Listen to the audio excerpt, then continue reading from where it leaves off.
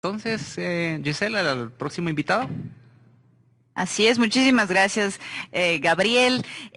Como les decía, este panel es un panel pues, que se ofrece con varias perspectivas complementarias que tratan el tema de las desigualdades en nuestra región.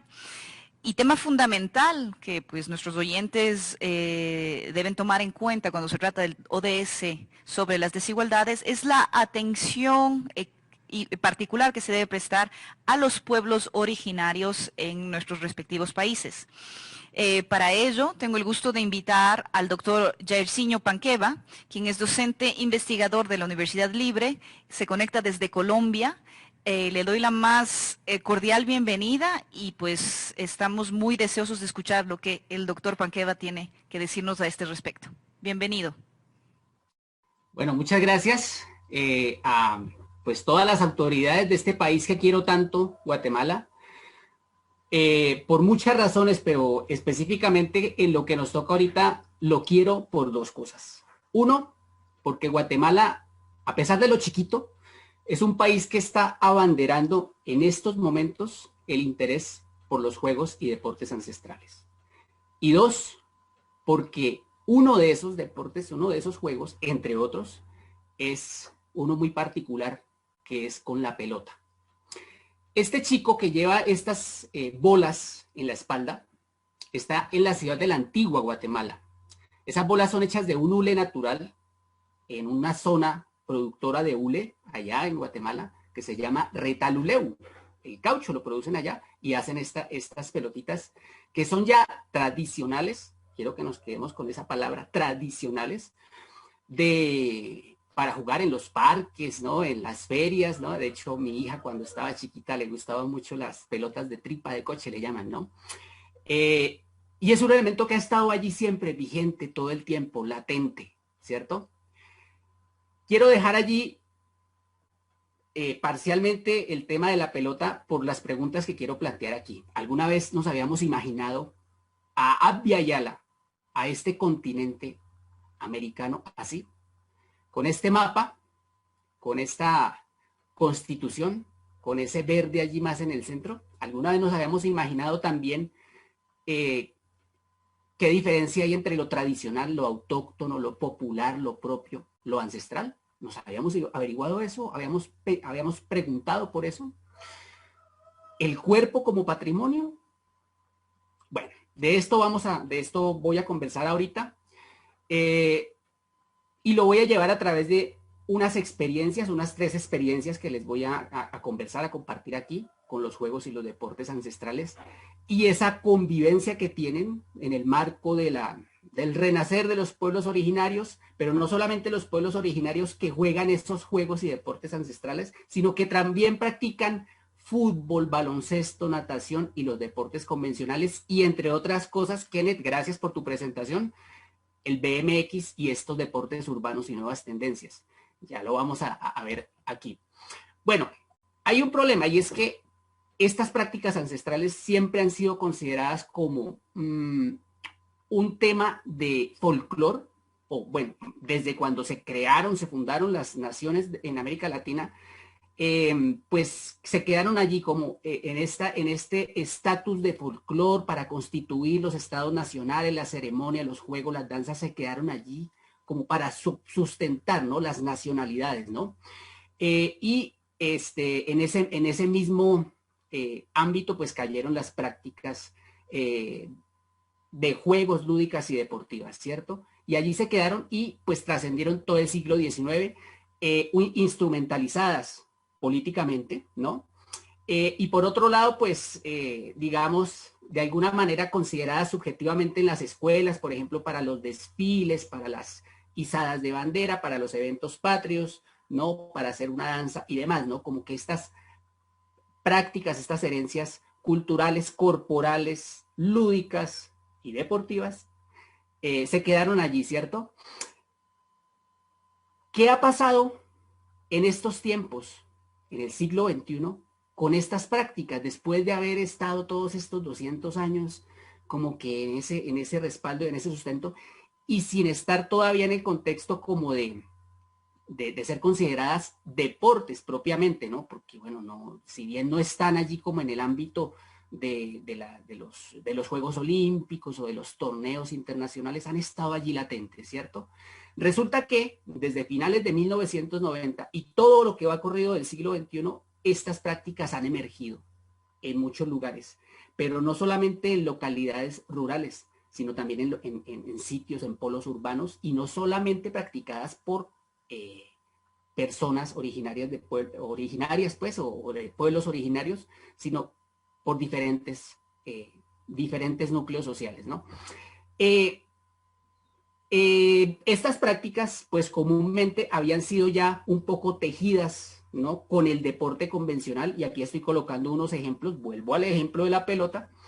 Estas figurillas, pues pertenecen a jugadores de pelota de tiempos antiguos, de hace miles de años, y tuvieron figuración en los Olímpicos del año 68 en México, donde este país pues acuñó una moneda con la planta del juego de pelota, ahí lo ven en esa moneda de 25 que está allí en la parte izquierda, y las figurillas de una isla de Jaina se llama, que fueron encontradas allí pues con los protectores para el juego de pelota, y figuraron allí, ¿no? Como un poco entrelazando esto del deporte y lo tradicional de un país, lo nacional, pero todavía como que no figuraban, ¿no? En esos años algunas exhibiciones sucedieron, ¿no? Más tarde, año 86, Mundial de Fútbol, que entre otras cosas desarrollaba Colombia y que desistió pues por los problemas económicos y sociales que ha tenido nuestro país siempre, pues México tomó el lugar de Colombia, y pues allí en ese escenario, mientras Astro, fallecido el año pasado, estaba levantando esa copa en el Estadio Azteca, habían unas exhibiciones ya de juegos de pelota, había una exposición en el museo, ¿cierto? Entonces, siempre ha habido este como que entrelace entre los juegos ancestrales, las prácticas antiguas y esa voluntad de ponerlas al lado, pero como que no se entrelazan todavía, ¿cierto? En esa época. 20 años después, en el Mundial de Fútbol de Alemania en el 2006, un grupo de jugadores fue llevado a Alemania para actuar dentro del programa cultural de este torneo de fútbol, ¿cierto? Seguimos todavía con esta idea, pero ¿qué estaba sucediendo mientras tanto en otros lados? Algunas empresas de turismo empezaron a forjar espectáculos culturales y descubrieron, gracias a las investigaciones arqueológicas, pues que el juego de pelota era algo que posiblemente podía ser atractivo para el turismo. Descubrieron unos jugadores en el norte de México, en el estado de Sinaloa, los llevaron para la Riviera Maya y armaron un espectáculo aquí, ¿no? Desde esta época, entonces, finales de los años 90 y principios de este siglo, estos juegos empezaron a circular por ese lado. No obstante, por otra parte, había otra movilización más comunitaria, más desde las bases, más desde los maestros, las maestras, que estaban tratando de hacer algo similar a lo que venía sucediendo. Y de hecho, pues efectivamente, desde los años 80, 1990, docentes estaban investigando, bueno, ¿qué pasará con nuestros juegos? ¿Existirá algunos deportes nuestros, algunos deportes originarios? Y efectivamente, pues, a pesar de que ya todo esto estaba sucediendo, lo de los mundiales de fútbol, lo de las exhibiciones en el turismo, pues estas maestras, estos maestros empezaron a hacer lo propio en sus localidades, ¿no? Con sus estudiantes, con sus jóvenes. Por otra parte, digamos, estos juegos siguieron así entrelazados, en este caso como en la diapositiva que está aquí, con el fútbol, ¿no? Aquí estoy mostrando dos casos, dos ejemplos. La primera imagen es del torneo nacional en Guatemala, un jugador de fútbol ataviado con el traje de jugador de pelota, y en la otra imagen vemos a Messi, ¿no? Emergiendo de la imagen del jugador de pelota, ¿no? Entonces, todavía como que se ven divididos estos juegos en esos escenarios, ¿no? En el escenario del deporte convencional, en el escenario de las políticas educativas, incluso se ve un poco todavía como separado, ¿cierto? Como que ha sido un poco difícil, ¿sí? No, mientras tanto, pues las comunidades siguieron haciendo lo propio, ¿no? Rescatando la ceremonialidad propia de estos juegos, que no es ajena al fenómeno del deporte. Recordemos que en el mismo nacimiento de los Juegos Olímpicos de la antigüedad en Grecia, pues había un componente religioso muy fuerte. Cuando Roma invade Grecia, pues acaba con los juegos, se inventa los espectáculos estos de los gladiadores, y pues ya digamos que se descontextualiza lo religioso, ¿cierto? O esta parte ceremonial, esta parte cosmogónica que han mantenido estas prácticas ancestrales en Abya Yala. Recuerden, cuando digo Abya Yala, estoy refiriendo a nuestro continente, nuestra tierra, nuestra Guatemala, nuestro México, nuestra Colombia, Chile, Argentina, todos estos países de América Latina. Y efectivamente en Guatemala ha habido una movilización, como ya les decía, fortísima, con respecto a tratar de circular estas prácticas ancestrales dentro de los escenarios deportivos convencionales. Y para la muestra, pues ya lo hablaban esta mañana desde la Dirección General de Educación Física, hay un programa importantísimo ahí de interculturalidad, el programa del Ministerio de Cultura y Deportes, con el programa de Pelota Maya, el Instituto de la Investigación y de Maya, en México la Federación Mexicana de Juegos y Deportes Autóctonos y Tradicionales, una asociación centroamericana. Hay toda ya una armazón de instituciones creadas desde las bases que están haciendo lo propio, ¿cierto? Bueno, estas son imágenes, por ejemplo, de un torneo, de los torneos de juego de pelota purépecha en México, que es un juego muy parecido al choctaw también al lacrosse un poco también, o al hockey, y al palín, incluso mapuche de las tierras del sur, ¿sí? El juego de pelota purépecha, que ya tiene varios torneos nacionales allí en México y tiene una aceptación muy fuerte, muy grande en las poblaciones urbanas, insisto en eso, en la capacidad que estas prácticas han tenido, a la par, vuelvo a citar a Kenneth, a la par de estas otras alternativas como el BMX, el skateboarding, el freestyle, por ejemplo, ¿no? Y pues paralelamente otros espectáculos han, digamos, emergido o se han mejorado también desde jóvenes de localidades. En este caso aquí es un ejemplo de un grupo de señores, de jóvenes, de mayores también, liderados por un maestro en Yucatán, en México, que hace lo propio con la presentación pública de estos juegos, ¿no? Entonces, como vemos, son prácticas instaladas en las artes, en el deporte, en la educación, en varios escenarios, ¿no?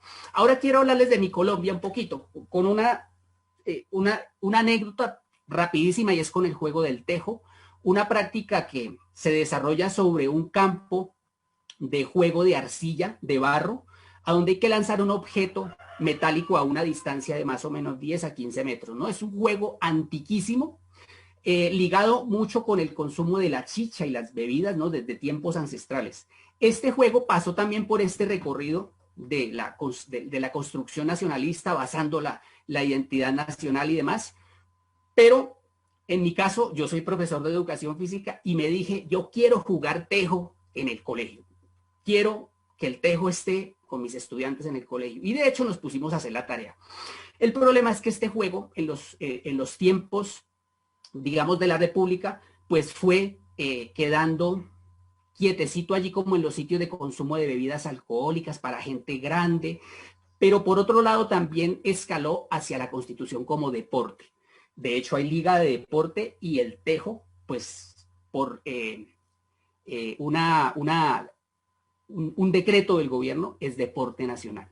Esta declaración salió en el 2010 y este trabajo más o menos para esa época empezamos a hacerlo con mis estudiantes de la escuela. Y las mamás, los papás empezaron como a preguntarse, profe, pero ¿usted se va a llevar a los niños a jugar tejo? ¿A dónde se los va a llevar? ¿A la tienda donde toman cerveza? ¿Donde? Sí, pero no, allá hablamos con el señor, él es papá de una niña y él los permite, pero no van a tomar. La gente tenía su prevención, ¿no es cierto?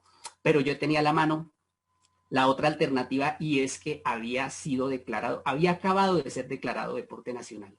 Una figura simbólica que supe aprovechar y la llevamos al colegio, nos inventamos unas canchas allí, y resulta que cuando fuimos yendo a las casas de los estudiantes, en las casas tenían los papás su cancha de tejo pequeñita allí.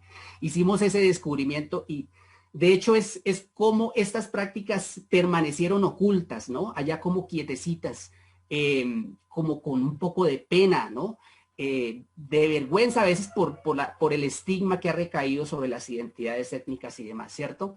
En los años recientes aprovechamos la amistad allí con los amigos del Ministerio de Cultura y Deportes, Dirección General de Educación Física, hicimos un intercambio de estos juegos que acabo de platicar, el juego de pelota, el juego del tejo, y vinieron aquí a Colombia unos amigos de por allá y se dieron cuenta de esta relación también, ¿no es cierto? Nosotros pues necesitábamos un poco rescatar este sentido cosmogónico, este sentido ceremonial de estos juegos, y gracias a este intercambio con mi querida Guatemala lo pudimos empezar a hacer, ¿no? En eso va el proceso, hemos estado ya en otros escenarios. Esta es un ejemplo de un trabajo que hicimos, un documental en el año 2015, que lo llamamos Montucuy, que es una palabra como de diversión para los pueblos originarios de la costa norte de Colombia, y realizamos allí un trabajo sobre los juegos, los deportes, y resulta que son prácticas muy, muy entrelazadas con la vida cotidiana, con las actividades laborales, y en este caso el documental, les invito a verlo, YouTube, el documental se llama Cargamento de Casa, y es como la comunidad se reúne a hacer una actividad junta, pero una actividad que también se presta para el juego, para la diversión. Quiero concluir esta presentación entonces con cómo es que las prácticas ancestrales no se están contraponiendo a la idea de deporte, como la conocemos hoy en día, de deporte espectáculo, de deporte ceremonia, de deporte para el desarrollo, de deporte para la paz. Al contrario, es un aporte de parte de los pueblos ancestrales, pero hay una cuestión que quiero dejar aquí en el aire, y es cuándo van estas prácticas a circular en los escenarios de los deportes convencionales, tan como lo hacen, por ejemplo, efectivamente los deportes urbanos y las nuevas tendencias, u otras prácticas ancestrales como las artes marciales, ¿cierto? Ya creo que está llegando el tiempo de superar esta máxima que nos colocaba allí Eduardo Galeano en esta parte izquierda, que la dejo y la voy a leer, me voy a permitir leerla para terminar. Dice: nunca el mundo ha sido tan desigual en las oportunidades que ofrece y tan igualador en las costumbres que impone. En este mundo de fin de siglo, quien no muere de hambre, muere de aburrimiento. La propuesta mía es que juguemos fútbol, pero que también juguemos pelotita, que también juguemos con esas herencias ancestrales, que juguemos o que estemos aprendiendo estas prácticas del tiro con arco, pero también estas ancestrales de los juegos de lanzamiento que tanto practican en nuestras comunidades rurales y que tienen de hecho una relación tan imbricada con la madre tierra. Hasta ahí quiero dejar. Muchas gracias por la invitación y muy amables. Espero que haya sido un poco gratificante este aporte para ustedes, muy amables, y un saludo para todas las personas que nos están viendo en los países. Muchas gracias. Muchísimas gracias, doctor Panqueda. Estamos realmente no solamente inspirados, nos sentimos motivados, estamos preparando ya los zapatos y las pelotas para salir de aquí a mover un poquito el esqueleto, puesto que, como decía yo, estamos en una maratón de conocimiento alrededor del deporte, y entonces van de la mano la práctica como la teoría. Quisiera yo resaltar dos aspectos fundamentales que fueron mencionados por el doctor Panqueva. Primeramente, la necesidad de nuestras naciones a reconocer la riqueza que los pueblos originarios ofrecen. Muchas veces los pueblos originarios son víctimas de manifestaciones de exclusión, de racismo, de discriminación. Y en ciertos casos esto se debe a un profundo desconocimiento de la riqueza de las culturas. Esperemos poder deconstruir estos patrones que rigen nuestras sociedades y poder abrazar esa riqueza de los pueblos originarios Y como pues justamente después de la intervención del doctor Panqueva, yo pienso que no cabe duda de que algunos de los elementos más representativos de una cultura se encuentran en sus manifestaciones lúdicas o cultura lúdica popular, si podemos llamarla así, llegando a ser considerados pues por la UNESCO ya en 2003 como patrimonio cultural inmaterial. Desde la UNESCO hacemos un reconocimiento de estos aportes culturales desde el ámbito del patrimonio para su salvaguarda, pero también desde el ámbito deportivo al prestar una atención particular a los juegos tradicionales. Nos unimos entonces al llamado del doctor Panqueva para la práctica, para la defensa y el refuerzo de